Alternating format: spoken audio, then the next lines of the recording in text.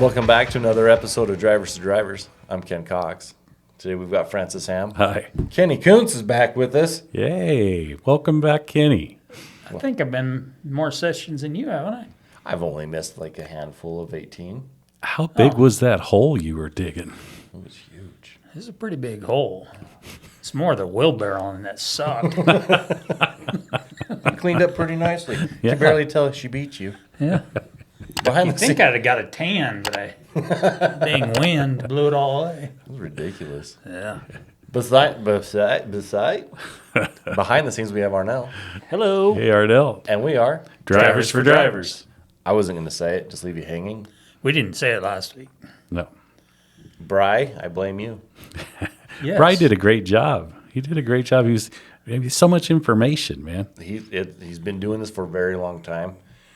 And that paperclip trick he was talking about, Yeah. I've seen him in action. Oh, right on. Bragiver, is that what they call them? Bragg Iver. That's what he said. Fantastic. So there's a couple changes going on. We are moving the parking where everyone parks their personal vehicles. So you bring your personal vehicle in, you hop in your semi, and you go down the road. We're changing where you park all that. So in the back of the building, there is where we drop the trailers off that need to go see Jaime or somebody else there in the shop. If you're looking at it, off to the right, over kind of by the loading dock, the transfer dock, there is parking set up over there. So if you've got a vehicle in the yard, get contact with safety. They have some pretty pink parking passes. Yeah. We must be getting pretty big to be getting parking passes. Parking passes. They say temporary on them. Doesn't matter. We just, crash it out. Give us safety, get your pretty pink parking pass, and then we'll get you moved on over there. I heard there was some vehicles that have been there for like 2 years and nobody claimed them. I have a couple that I went through. They about halfway through this move of everyone moving, if we don't find owners, they're getting towed. Yeah. I'll sell it to you for a really low price. Bet you would. Unfortunately, I don't have title in hand. It's as is. 2 years, that guy's been on the road a long time. Yeah. A little bit. IR trucking. IR trucking. Some pretty good news coming out for the TDC, from the TDC. Truck Driving Championship. Do you want to know what it is? Can I guess? Yes. They're just going to put Giltner number 1 every year? Every year across the board. So, 2021, Jake Burgoyne was Driver of the Year. Idaho, Driver of the Year. Wow. 22, I don't think we placed. I don't know if we ran it in 22. I don't think we had TDC in 22. 23, we had Dave Shattuck as Driver of the Year for Idaho. 24, this year, Toby. Starts with a G, don't it? Yep, Geisbrecht. Toby Geisbrecht this year took Driver of the Year, That's awesome. Idaho. So fantastic. Yeah. Out of how many drivers? I don't know out of that pool. There were a lot. I mean, for the TDC, there were 67 drivers that participated in 6 different categories, 9 different categories. Probably should know that number. But out of all of Idaho, out of all the people that were put in for it, Toby brought it home this year. 4 million safe miles. He's got ATA accolades. I mean, this guy is just a wealth of knowledge. Shy, super shy too. We've been trying to get him to come on, and talk to everybody about it, and I can't do it. Yeah, true professional. That's awesome. And get on our Facebook Giltner page, and we've got a bunch of photos of that going on. We also took, for sleeper class division, Dave Shattuck took in 3rd place, and our Jake Burgoyne took 1st place in sleeper berth. Awesome. Dave Shattuck also took 1st place in pre-trip, got a perfect 100 score. Wow. That's cool. How long did it take him? I want to say it took him like 5 minutes and 38 seconds or something like That's that. pretty good. There's a 10-minute time limit on that, so he just was like, zoom, zoom, zoom. You see them guys out there, shake their hand. That's right. Give them some kudos. That's It's amazing. Yeah. End of August, Jake is heading to Indianapolis to compete in Nationals TDC. He'll be representing Giltner Transportation and Idaho in the sleeper berth division. So I need to load to Indianapolis. He needs to load to Indianapolis. That's about a 6-day event. So he's going to be out there for a little while. So, yeah, he's definitely going to need some good loads. Yep. Yep. It's good. The ITD, Idaho Transportation Department, at our port of entries, are putting in damage tire sensors. So as you're going down the road, they're going to take super quick picture of your tire, and if there's any kind of damage to it, they're going to pull you in and inspect you. Since February, let me make sure that's right. Since February, they've had 1,100 anomalies. Is what they call it. So when we talk tires a lot, right? There's a reason. Any damage? Any damage. I don't know. I'll get the specifics on the equipment and bring it in here. But it's like a little camera that's set up, and as you're going down, they can tell if there's if it's low. It can tell if it's flat. Obviously, it can tell if it's off the rim. I don't think it'll do your tread depth as you're traveling down the road at 75, 65, 55. Wow. Pretty nuts. They low on income. Yeah. Well, it's pretty easy. And when you're going through a port of entry, there's 3 things they're going to look for: missing parts, lights, and tires. Tires. Sounds like they're doing it on the highway, though. It is as you're going down the highway. So right before you get, so we've got these new POEs that are being set up. So as you're going through that area, it's going to take, it's going to alert them that there's an anomaly. They're going to pull you in and inspect it further. The reason why they're doing this and making sure is because in 2022, it was about $627 million worth of damage from wrecks and stuff like that on the road because of tires. Alligators? Alligators on the zipper. Wow. On the fog line, was that what you guys called it, as a fog line? I've heard it. Zippers in the middle. Zippers in the middle. It's usually when you hit them. Zip, zip. That's it. That's right. ITA is doing a trap shoot on June 5th here in Twin Falls at the Twin Falls Gun Club. Cool. $75 for entry. It gives you 2 rounds. That's 50 clays, and then lunch is provided, and you have a chance to win a Mossberg. So not bad for Pass the scale for free. pass the scale for free. Yeah, yeah, That's right. So if you're interested in that and you're going to be around on the 5th of June, I have the sign up sheet for that. Let me know, and we will get you signed up for that. Yeah. Well, I tell you what, I just want to take just a second. I mean, we announced all the winners and stuff. Amazing job.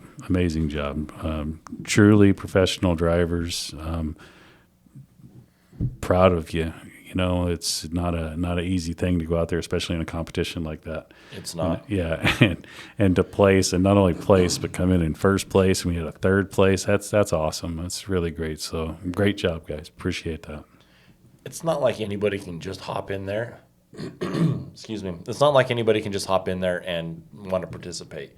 You have to be a year from when National TDC stops in August, from August to August, 1 year accident free. You can't have dings on your MVRs. You have to be with the company 11 of those 12 months. And you have to have something like, and I can't remember for sure off the top of my head, but it's like 10,000 miles a month or something like that. Maybe it's not quite that much, but I mean, like, you have to actively be driving. Mm-hmm. It's not like you can't be paid to practice this stuff. You show up, you do your test. There's a written test. I think it was 80 questions. You go and you do your pre-trip, and there's, up to 100 different issues. Then you go into your the course. And then after that, you sit back and you wait. Yeah. We had Magic Valley 911 out there with their little flag Sarge. It took about 50 people to hold as national anthem, and the young lady that did the national anthem was just phenomenal. That's awesome. It was a great time. So next year, if you guys are interested, let us know. We'll make it happen. You bet. No, that's good. Good stuff. You got a safety topic for us? I do. I want to start first with market, and then let's go into the safety topic. So looking at what's going on right now, and I think some of you, the owner-operators that are looking at rates right now, there is a very, very slight tick in the right direction. They're kind of going up just a little bit, which is helping. It's a good sign. That's always a good thing. I mentioned that we had RFPs and we were quoting some RFPs. We have done that. We've submitted them. They're in round 2s and round 3s. One of the things that I need everybody's help with right now, as we go into shippers and receivers, we're working most of the time with the receivers themselves or the people on the dock who are loading us. And we do check in with offices and stuff. A good positive attitude goes a long ways. I know you have a tough job, and it's not easy to keep that smile on all the time, but it does help, and it helps tremendously. Understand, that the people that are either shipping a load or receiving a load, they have good and bad days as well. Sometimes they may not be handling it correctly, and that's where the true professional comes out. That professional driver that can go in there, do what they need to do, keep a positive attitude. We'll be in, we'll be out.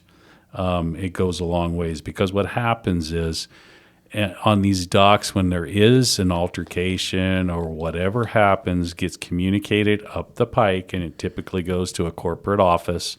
And then all of a sudden, we're talking with the people who we get awarded the freight from. Right. And it's not good. One small issue can become a big deal. So I really need your help. Keep it professional out there. Talk with the folks. Do what you need to do. Remember our dock safety.